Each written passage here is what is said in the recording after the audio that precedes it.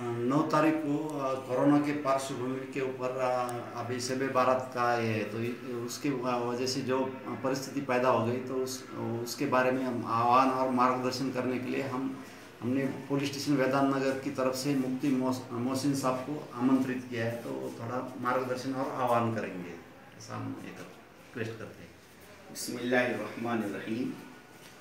9 अप्रैल 14 शाबान जुमेरात शब बारात के मौके पर मैं और इसी तरह इलाके के अइम्मा हज़रात हाफिज़ अब्दुल क़दीर साहब, हाफिज़ मुश्ताक़ साहब, हम लोग इस वक्त रेलवे स्टेशन औरंगाबाद के बिस्मिल्लाहिर्रहमानिर्रहीम 9 अप्रैल जुमेरात का दिन गुजरने के बाद शब जुमा जब शुरू होगी, वही शब बारात है। इस मौके पर अहादीस मुबारका में 3 आमाल का सबूत मिलता है।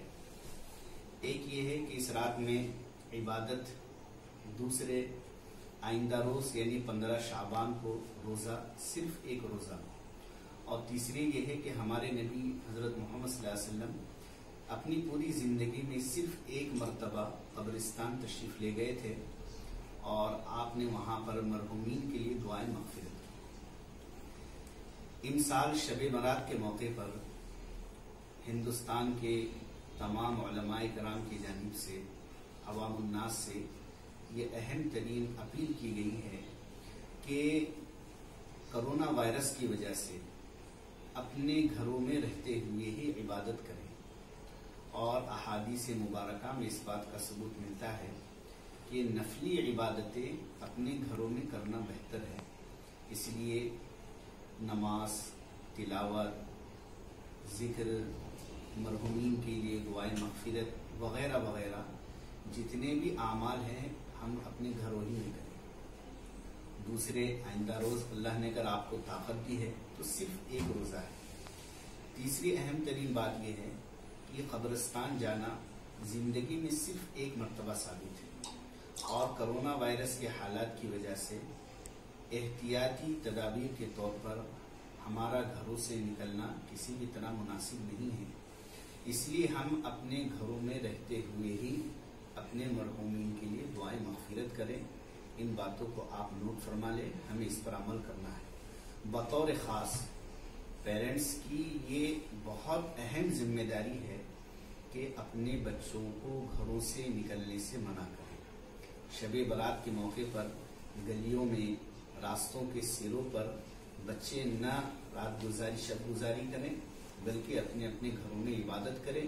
जितनी इबादत हो सके इबादत करें, आराम करें। फजर, इशा की नमाज, फजर की नमाज अगर हमने बाजमात पढ़ी है, इस पर भी अल्लाह रब्बुल इज़्ज़त हमको रात भर का सवाब अता फरमाते हैं। इसलिए इस बात को खास तौर पर मलहूज़ रखें।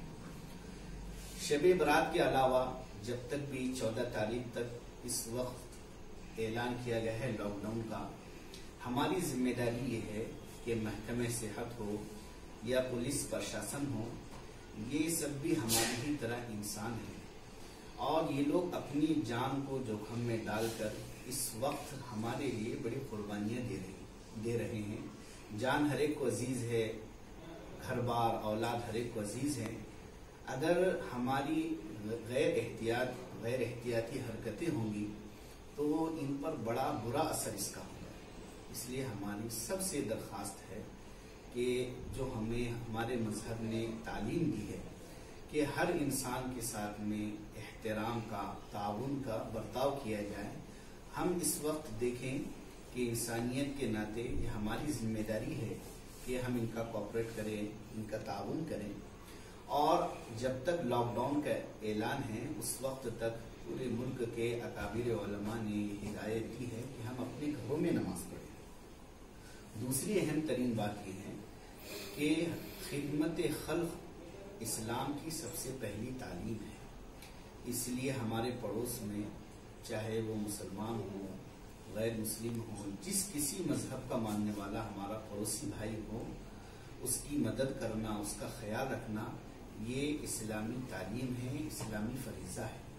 और इस मौके पर अगर हम अपने अखलाक को पेश करेंगे तो इंशाअल्लाह इसका बहुत अच्छा असर बरादरान वतन पर होगा।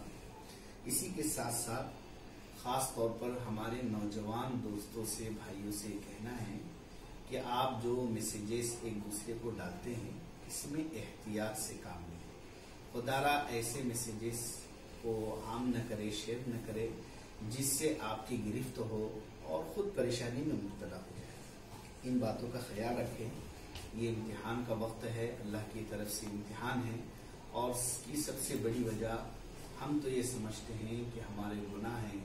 اگر ہم گناہوں کو چھوڑ دیں گے اور اللہ سے گڑ گڑا کر توبہ و استغفار کریں گے تو تاریخ شاہد ہے جب کبھی ہم نے اللہ کو راضی کیا ہے لمحوں میں حالات بدل گئے ہیں. اللہ تعالیٰ سے ہماری دعا ہے کہ اللہ تعالیٰ کرونا وائرس کی وبا سے پوری انسانیت کو نجات عطا فرمائیں، اور اللہ رب العزت ہم سب کو اس وقت سارے انسانوں کے حقوق ادا کرنے کی، ان کا خیال رکھنے کی توفیق عطا فرمائیں. وآخر دعوانا الحمدللہ.